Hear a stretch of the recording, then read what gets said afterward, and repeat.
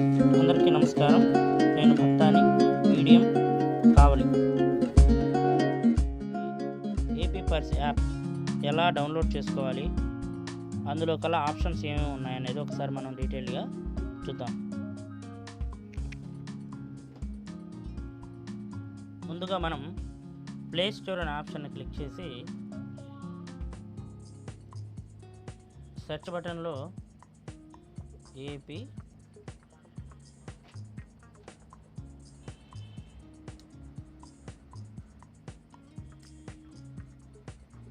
Purse అని మనం type చేసినప్పుడు మనకి ఈ విధంగా స్క్రీన్లో చూపించబడిన విధంగా ఇన్స్టాల్ అనే ఆప్షన్ మనకి కనిపిస్తుంది. ఇక్కడ మనం బాగా గమనించాల్సింది ఏంటంటే ఏపీ పర్స్ కింద ఏమైతే ఉందో Andhra Pradesh state fibre net limited గమనించండి. నెక్స్ట్ ఇన్స్టాల్ అనే బటన్ మనం ప్రెస్ చేయాలి. దాని తర్వాత యాక్సెప్ట్.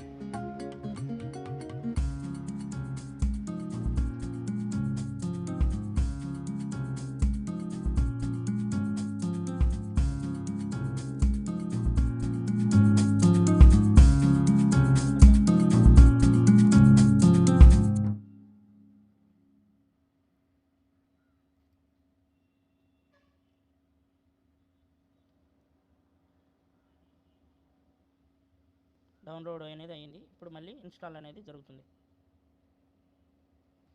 ఇక్కడ ఇన్స్టాల్ అయిపోయిన తర్వాత ఓపెన్ అనే బటన్ మనం ప్రెస్ చేయాలి. ఇప్పుడు ఇక్కడ మనం గమనించండి, గవర్నమెంట్ ఆఫ్ ఆంధ్రప్రదేశ్ అనే లోగో వచ్చింది. చూడండి, పర్స్ బైట్ వెల్కమ్. లాంగ్వేజ్ మనకి 2 లాంగ్వేజ్లు అందుబాటులో ఉంది, ఇంగ్లీష్ ఆర్ తెలుగు. మనకి తెలుగు పెట్టుకోవచ్చు లేదా ఇంగ్లీష్ అయినా పెట్టుకోవచ్చు. నేను తెలుగు పెట్టుకుంటున్నాను. I have selected Telugu. Next ఇక్కడ మనం పేరు, మొబైల్ నెంబర్, ఆధార్ నెంబర్ అనేది ఇవ్వాలి. ఆప్షనల్. ఆధార్ నెంబర్ అనేది ఆప్షనల్.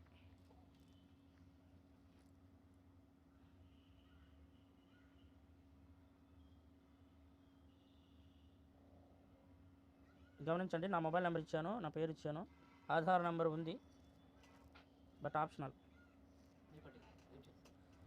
నెక్స్ట్ లాగిన్ ప్రెస్ చేశాను. తదుపరి మీరు ఇచ్చినటువంటి రిజిస్టర్డ్ మొబైల్ నెంబర్ ఏదైతే ఉంటుందో ఆ మొబైల్ నెంబర్కి ఒక ఓటీపీ అనేది వస్తుంది. చూడండి, వెంటనే నాకు ఓటీపీ వచ్చింది 613597. నా ఓటీపీని నేను ఎంటర్ చేస్తున్నాను. 613597 ఎంటర్ చేశాను. రిఫరెన్స్ కూడా ఏమైనా ఉంటే పెట్టుకుంటాం, లేదా ఆప్షనల్ ధృవీకరించాను. సో మనం లాగిన్కి ఏమి ఇవ్వాలి? కంపల్సరీగా నేమ్ ఇవ్వాలి, మొబైల్ నెంబర్ అనేది అంటే చాలు. ఈ 2 నెంబర్స్ మనకుంటే ఎప్పటికప్పుడు మనం దీంట్లో లాగిన్ అనేది అవ్వచ్చు. ఇక్కడ మనం గమనించినట్లయితే మెనూలో నగదు రహిత లావాదేవీలు, జాగ్రత్తలు, ప్రైవసీ పాలసీ, భాష ఎంపిక, లాగౌట్ అనే ఆప్షన్స్ ఉన్నాయి. కింద వర్షన్ వచ్చేసి 1.0 ఆంధ్రప్రదేశ్ ప్రభుత్వం. తర్వాత ఇక్కడ పేమెంట్స్ యాప్స్ ఏమేమి ఉన్నాయి? MobiKwik, TA wallet, pockets, free recharge, Paytm, speed pay, ఏమైతే mobile, Airtel mobile money, buddy app, SBI buddy app. ఇక్కడ మీరు గమనించండి, ఎస్బీఐ బడ్డీ యాప్కి డౌన్లోడ్ అనే ఆప్షన్స్ అన్నిటికీ డౌన్లోడ్ ఉన్నాయి. సో నా దగ్గర జియో మనీ యాప్ ఇన్స్టాల్ చేయబడింది కాబట్టి ఓపెన్ అని ఉంది. అదేవిధంగా పేటిఎం యాప్ ఇన్స్టాల్ చేయబడింది కాబట్టి ఓపెన్ అని వచ్చింది. మిగతావన్నీ నా మొబైల్లో లేవు కాబట్టి డౌన్లోడ్ చేసుకోమని అక్కడ ఆప్షన్ అనేది కనిపిస్తుంది. సో పేమెంట్స్కి సంబంధించిన ఏమేమైతే యాప్స్ మనం మార్కెట్లో ఏమేమైతే వాడుతున్నారో అన్ని రకాల యాప్స్ అనేది ఇక్కడ ఇవ్వడం జరిగింది. తర్వాత మొబైల్ బ్యాంకింగ్ ఆప్షన్స్లోకి వస్తే state bank of India, Punjab national bank, HDFC, ICICI, axis, Canara bank of India, bank of Baroda, union bank of India, IDBI, syndicate bank, Andhra bank సంబంధించి ఆప్షన్స్ అన్నీ కూడా మనం బ్యాంకుకి సంబంధించిన ఆప్షన్స్ అన్నీ కూడా మొబైల్ బ్యాంక్స్ ఏమైతే వాడతామో బ్యాంకుకి సంబంధించిన యాప్స్ అన్నీ కూడా ఇక్కడ మనకి అవైలబుల్గా ఉన్నాయి. ఇక్కడ మీరు గమనించారంటే స్టేట్ బ్యాంక్ ఆఫ్ ఇండియాలో ఓపెన్ అనే ఆప్షన్ అందుబాటులో ఉంది. అదే పంజాబ్ నేషనల్ బ్యాంక్ వచ్చేసి డౌన్లోడ్ అని. సో ఇక్కడ మనకి ఏమవుతుంది, నేను బ్యాంక్ ఆఫ్ ఇండియా అనేది స్టేట్ బ్యాంక్ యాప్ ఇన్స్టాల్ చేసుకుని వాడుతున్నాను కాబట్టి మనకి ఓపెన్ అనేది వచ్చింది.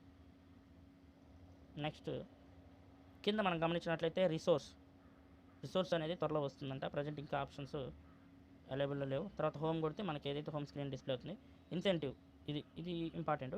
ఇది మనం గమనించినట్లయితే ఈరోజు న్యూస్ పేపర్ అందరూ చూసే ఉంటారు. ఇందులో నెలకు 5,000 రూపాయలు సంపాదించడానికి అవకాశం అని చెప్పేసి ఎవరైతే ఉన్నారో స్టూడెంట్స్ కావచ్చు, స్వచ్ఛందంగా ఎవరైతే పనిచేయదలుచున్నారో వాళ్ళందరూ కూడా ఇందులో రిజిస్టర్ చేసుకోవాలి. ఫస్ట్ రిజిస్టర్ చేసుకున్న వాళ్ళు తర్వాత శిక్షణ కార్యాచరణలో అప్డేట్ చేయాలి. ఈ 2 లింక్స్ అనేది మనకి ఇక్కడ ఇవ్వడం జరిగింది. ఇప్పుడు మనం ఇన్సెంటివ్స్ నెంబరు, ఫస్ట్ నేము, address, city, pin code, mobile number, user type, bank details అన్నీ కూడా ఇవ్వాలి. నేను నా ఫోన్ ఆధార్ నెంబర్ ఎంటర్ చేయగానే ఆటోమేటిక్గా మొత్తం డీటెయిల్స్ అన్నీ కూడా ఫెచ్ అయ్యి వచ్చేసాయి. జస్ట్ మొబైల్ నెంబర్ కూడా ఎంటర్ చేస్తున్నాను. అన్ని డీటెయిల్స్ మనం ఎంటర్ చేయాల్సిన అవసరం లేదు. సెలెక్ట్ టైప్, అన్ఎంప్లాయ్, ఎంప్లాయే చూపిద్దాం. నేను అవుట్సోర్సింగ్ కానీ కాంట్రాక్ట్ కానీ ఎంప్లాయీనే కాబట్టి ఎంప్లాయ్ కిందే చూపిద్దాం. Bank details, bank details, state bank of SBI. Account number, ఈ విధంగా account number, IFSC code type చేసి మనం account number, bank IFSC code type చేసి సైన్ అప్ అని ప్రెస్ చేశాను. ఏం జరుగుతుందో చూద్దాం. Successfully registered, user name, password will be sent, registered mobile number. Okay, thank you. నాకు వెంటనే వచ్చేసిందండి నా యూజర్ నేము, పాస్వర్డ్. దీనికి యూఆర్ఎల్ కూడా వచ్చేసింది. చూసారా, welcome to 10min installation app, registered mobile number, 10min instant application, your registered number 97055656, organisation CLTLP, download application app, application download చేసుకొని user name, password వాడమని చెప్తుంది.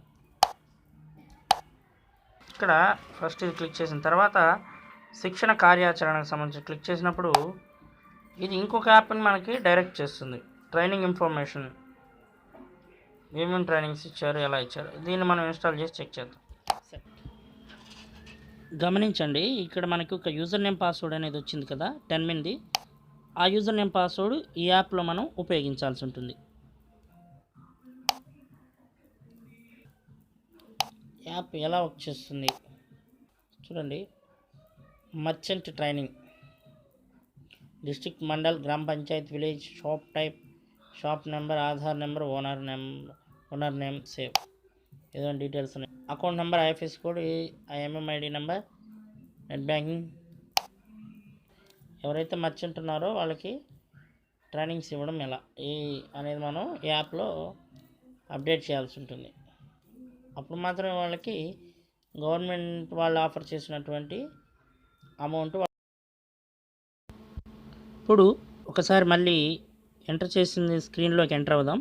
ఎంటర్ అయిన తర్వాత నేను మళ్ళీ క్లిక్ చేశాను. నా డీటెయిల్స్ ఎంటర్ చేశాను కాబట్టి నా డాష్ బోర్డ్ అనేది ఓపెన్ అయింది.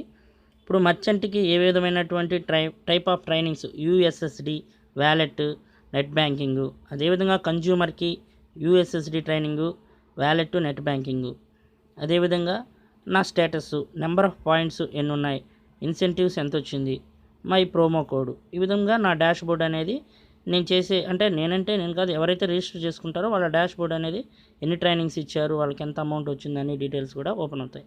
ఇప్పుడు డాష్ బోర్డ్లో నగదు రహిత లావాదేవీలు, మనకున్నటువంటి ఆప్షన్స్ అన్నీ కూడా మనం చూసుకోవచ్చు.